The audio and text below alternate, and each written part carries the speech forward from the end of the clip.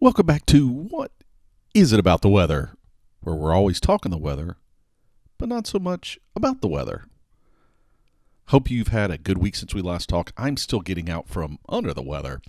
I've entered that coughing phase, so hopefully that won't interfere with getting this podcast done. I know that I've worked hard to try to not go out and be the contagious person that's out there coughing up a lung and thinking, oh, I'm just, coughing up a lung, and it's not having any impact on anybody in these closed spaces. So tried to kind of stay out of the mix this week, except when I really had to go out. But hopefully by next week, I'll be back to something resembling a normal routine where I can get out and mingle again and be amongst the world population without getting anybody else sick. It's weird, with as warm of a winter as I've had. I was kind of surprised that I came down with something, but I was looking at, here in the U.S. we have a couple different places that track like influenza outbreaks and those sort of things. And while I don't think I had the flu, it definitely was a fever-like type event. So in any case, so I was tracking those things, and I've been amazed at how much, even in warm places, that there are, we're in that phase of wintertime when things tend to peak, and this year's been no exception. So again, I'm doing my part to try to not get anybody else sick, but hopefully next week I can go back to polluting people's minds in other ways. In any case, let's see, weather week, besides me coming out from under the weather. Oh, so, I must say that it's beginning of March, beginning of a new month, and we're kicking off National Weather Podcast Month. Now, you have to ask yourself, what in the world? How can you have your own month? And for my international audience, I pushed for the international angle. But there really aren't a lot of international weather-related podcasts. Most of them are here in the U.S. There are some others, but generally speaking, there's kind of a core group of folks here in the U.S., and I'll put a link in the show notes, but just doing sort of an awareness campaign, kicking off and providing an opportunity for people maybe to learn about podcasts they were unaware of, catch some new podcasts. I will tell you that some of these podcasts are a little more in the phase of about the weather, okay, or at least that makes up a bigger portion of what they talk about, but a lot of them are like what we do here, which is a little bit more about relating weather concepts to the broader aspects of life. So you might be interested in catching some of those. I'll definitely put in a link in the show notes. And towards the end of the month, I'm going to talk about a few of them in more detail as I get into an episode of expanding your weather world. And certainly one way to do that is through podcast. So look at the show notes. Take a look at the website if you're interested in learning a little bit more about some of the other weather podcasts that are out there and things that you might want to listen to. All right. So again, I'm going to try to do all this today without coughing. But if you hear some sort of what seems like an odd break at some point, just please forgive me. It probably means that I put things on pause. I gave a big cough, tried to get it all out of my system, and then came back. And, just about now is probably going to be about one of those times. Now it's time to get back to one of those kind of quarterly topics we've touched on, which is, did weather change history? Now, we all have memorable days in our lives. I can think about maybe the day I graduated from graduate school, or some other event in life. It could be both positive and negative, certainly, that you have this vivid recollection of, right? And many of those for us are things related to our own personal life, right? But sometimes those events fall under it was a big international event, or even local event, but something that's beyond our normal personal scope. Now, do you know where you were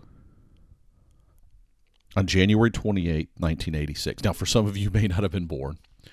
For others, that date may not hold any meaning to you, but it's certainly a date for me that has always stuck with me. And that would be the day that the U.S. Space Shuttle Challenger would explode a little after 70 seconds into takeoff. And I think, there's a few reasons it still sticks with me to this day. One, I've always kind of been fascinated by space exploration and space travel. But it also has to do with the idea that we were entering that day and age of so much of our lives where it was, kind of this 24-hour news stream. So, TV was on. I was watching this space shuttle launch, and space shuttles had gotten to the point where not everybody kind of stopped what they were doing when they were launching. It wasn't like the early days of space exploration. But in any case, so we had this launch going on, and I still remember seeing that explosion take place, and you just know right away, right? That wasn't right.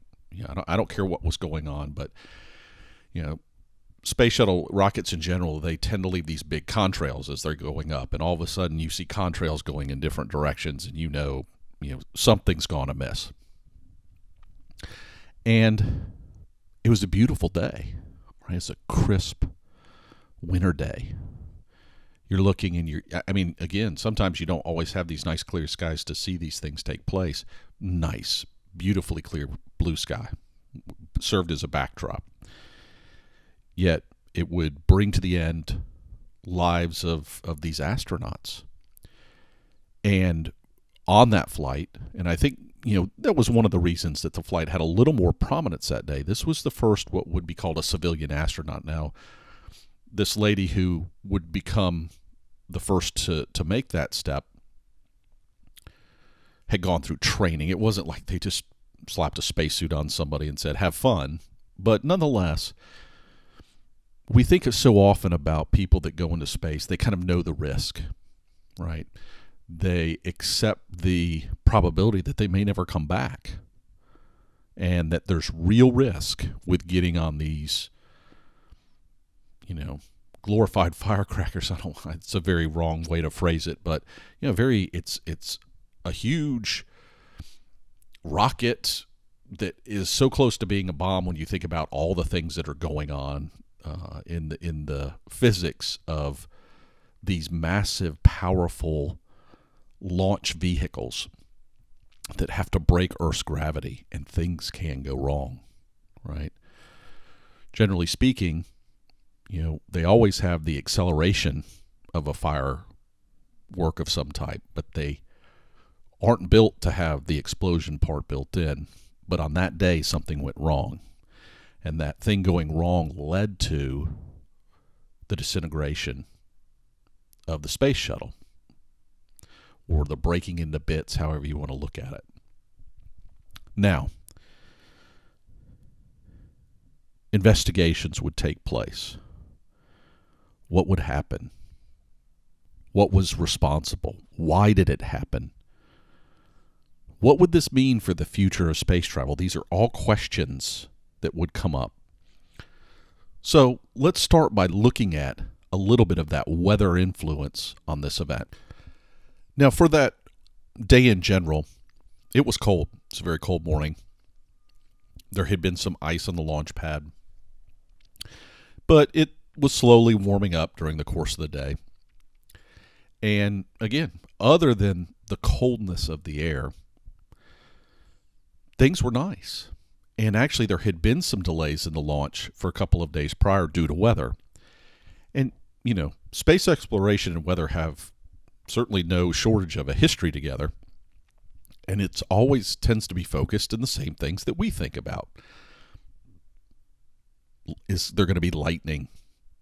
Might there be strong winds or something that could have an impact along those lines? And we tend to look at these things, and we tend to focus in on the events that are what we would call severe weather. But if you recall, back in the summer, Northern Hemisphere summer, that is, when I mentioned the concept of the biggest killer weather-wise was actually heat, right? And we talked a little bit about the subtleness of that. And, it doesn't, it's not like a bolt of lightning. It's not hail falling from the sky. It's not the cold, deep snow or anything that you're having to trudge through or anything. But it's what I like to call sneaky weather.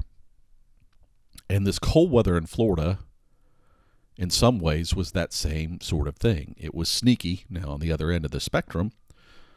And like I said, there had been ice on the platform. There had been some other things going on.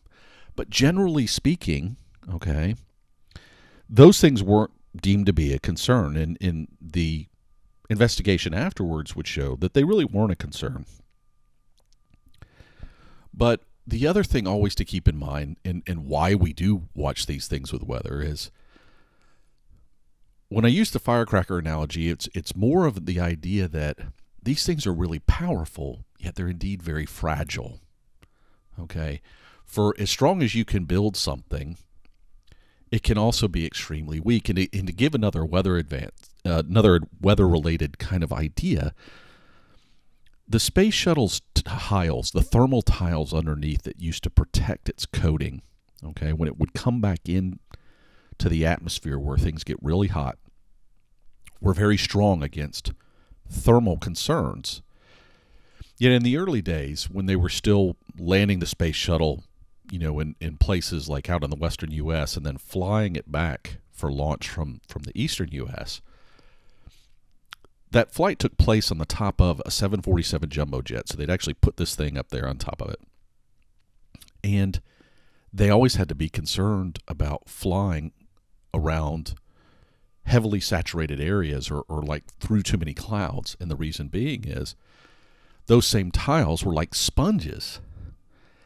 And the sponges would absorb the moisture. And then, for instance, if it got too high and things got to a freezing level, it would form ice chunks and essentially eat holes in these tiles like Swiss cheese almost. That's kind of what it looked like in the aftermath. So despite being able to handle thousands of degrees of temperature when they're coming back in the atmosphere, just a simple flight from one side of the country to the other under what would normally be innocuous weather could do severe damage to this, you know, quintessential piece of safety on the device. So it does highlight the kind of the fine line between a rocket and a fireworks, right?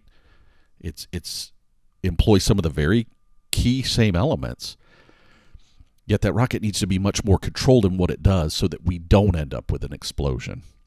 Right, and certainly there's a lot of science that goes into that to keep it from happening, but a lot of times it's still walking that fine line. Now, what would we find in the investigation? The investigation would uncover that what happened had to do with something as simple as an O-ring. Now, I realize that a gasket or a ring, when you think about it on a big device like this, isn't simple and it's not small, but they found that this ring, if it was too cold, wouldn't expand the way it was supposed to and would allow hot gases to escape. And in that, ultimately, and this is what happened, things got to a point where those hot gases were able to literally burn a hole in the tank, and things got catastrophic from there. Now, all it was too cold. That ring could not and was not tested for temperatures below 4 degrees C, and for, you know, global audience. And in the U.S., our Fahrenheit, you know, we're talking in the 30s, right? Still above freezing, but still cold. So that morning it was below freezing. By the afternoon it had gotten above freezing, and some of that ice I talked about had melted off, but it was still too cold. And it would take a while, and you can imagine this. I mean, you know how you are when you get cold, is even when you come into a nice warm place, it takes a while for your elasticity to respond, for your body to respond to get warmed up again. And this would be the same thing with this O-ring. So it's been well documented that weather was the ultimate cause, or the trigger effect that caused the O-ring to fail. So there's no doubt that weather was responsible for the Space Shuttle Challenger disaster. However, now we get into this idea of, did that change things? We know it changed things for the astronauts on that space shuttle that would never see their families again. We know it changed things for looking around at people who did tributes, people maybe who worked at NASA at the time, people in the industry. It always has these short-term implications. Certainly it inspires patriotism, if you will. Ronald Reagan was president at the time. Interestingly enough, what we have here in the U.S., for those in the international audience, what we call a State of the Union address. And this is an address where the President of the United States once a year goes and speaks to members of our legislative branches, the Senate and the House of Representatives here, about topics that are of importance to the country in general. And that was the night he was supposed to give his speech. And you can imagine that that's not exactly how things were supposed to go down. But for better or for worse, and you hope these things don't get too politicized, they can become a motivation for people to feel strong about their country again and feel strong about doing patriotic things. And those things are good. Now, on the flip side of that, it would take over a couple of years before the space shuttle would go to space again. And it did. And again, it would have a disaster not exactly 20 years later, a little short of that, when there was, we had problems with those tiles that we were talking about in a reentry situation. But in the short term, there was a delay, there was a pause, and there was a lot of thought put into, can we provide a safer environment for the humans getting on these space shuttles? How do we make these devices safer in general? How do we make sure that we're going through the proper safety checks before we do a launch? Right? Is it less about, everything has its weaknesses, right? Is it less about the weaknesses than it is knowing what they are and making sure to not cross those borders? So a lot of effort went into that process. At the same time, I think people would realize and be reminded of the fact that space exploration, at least where we are today, is a dangerous thing. We get through these same things all the time, right? Getting in your car can be a dangerous thing, and it can. There's people die every day just getting in an automobile and going to work, going to the store, whatever it is. But there's a lot of emphasis on space travel. And on top of that, putting together one of these items and getting it into space is a very expensive, time-consuming endeavor in terms of both physical cost, the actual monetary cost, but in terms of careers that are spent and effort that it's spent on making this one event take place, this single launch take place. And I think it would highlight how we deal with these future issues and think about, like I said, the safety element going forward. However, when this was looked at again, I started looking at this kind of topic about a year ago when we had the 30-year anniversary of this disaster. And most of the people would say in reading about it that there were certainly some short-term implications. But if you really look at the long term, it's not clear that all that much really changed. As I mentioned, the space shuttle program resumed, and this would go on for a few more decades, a couple more decades, I guess. And despite having another disaster after that, the program always had a set lifespan. But it went on for a period of time. And another interesting thing is one of the other kind of civilian astronauts that was due to go, that served as a backup during this process, would eventually go to space. So those sort of things still happened, even if a pause had been put on it in the short term. And let's look around us now. I mean, since then we've built the International Space Station. People go to it all the time. People spend, over a year on it in certain cases now. We've sent spacecraft to Mars. We're now talking about sending people to Mars. I saw this past week that SpaceX is talking about launching a couple of people around the moon next year. Next year, we have other countries around the globe that are getting into manned space flight. So all these things have continued to happen.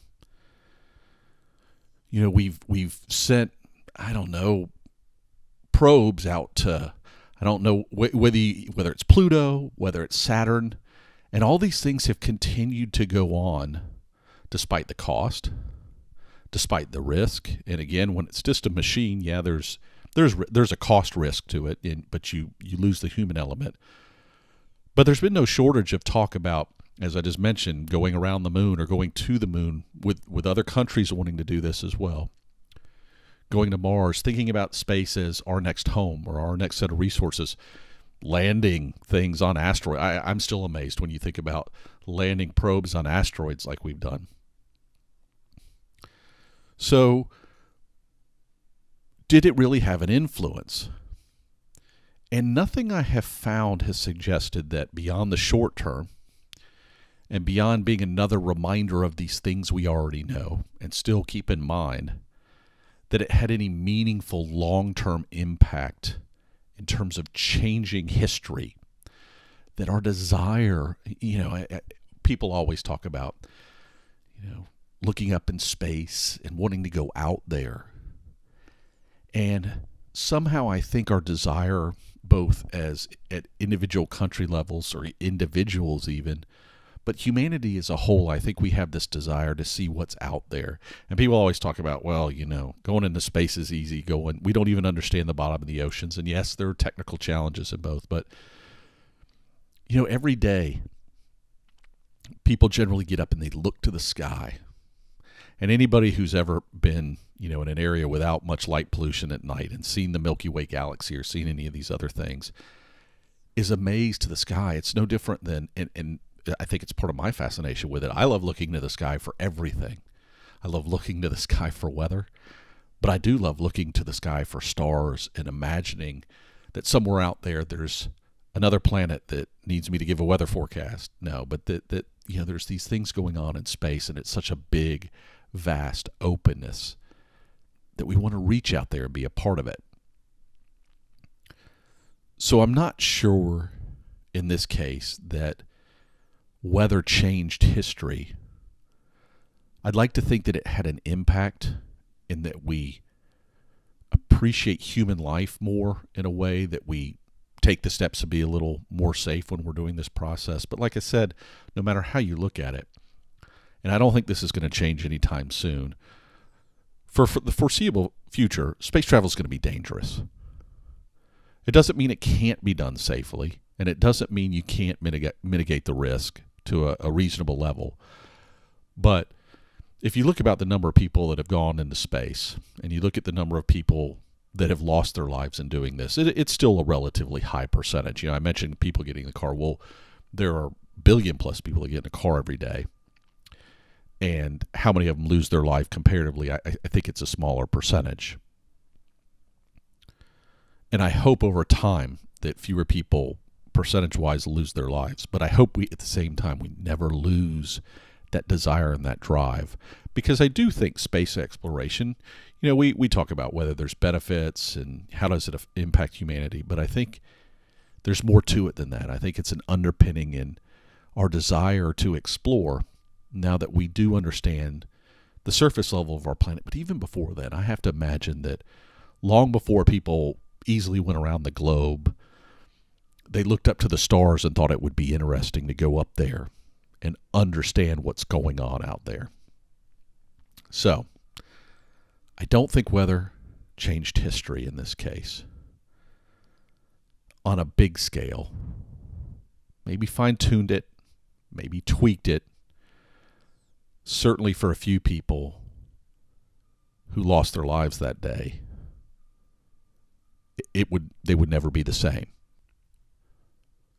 So for astronauts, McAuliffe, Jarvis, Resnick, Scobie, McNair, Smith, and Onizuka, there's no doubt that their history changed forever.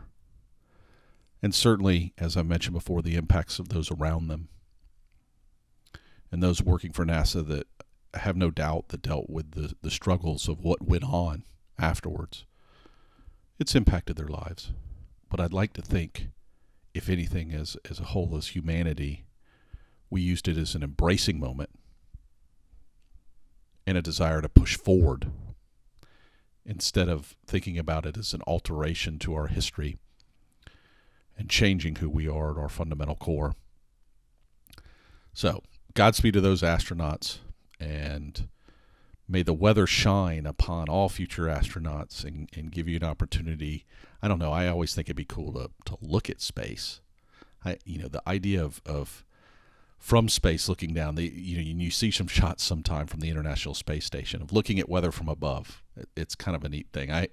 Listen, as much as I like space, I'm too much of a chicken to ever imagine getting in a rocket that might take me to an International Space Station, but I must admit, it's a cool idea when I'm even in an airplane and up above the weather. I always find it fascinating. So may your weather always be positive and interesting, but safe. All right. So coming soon in this National Weather Podcast Month, I'm going to talk a little bit about some things that are relevant to that.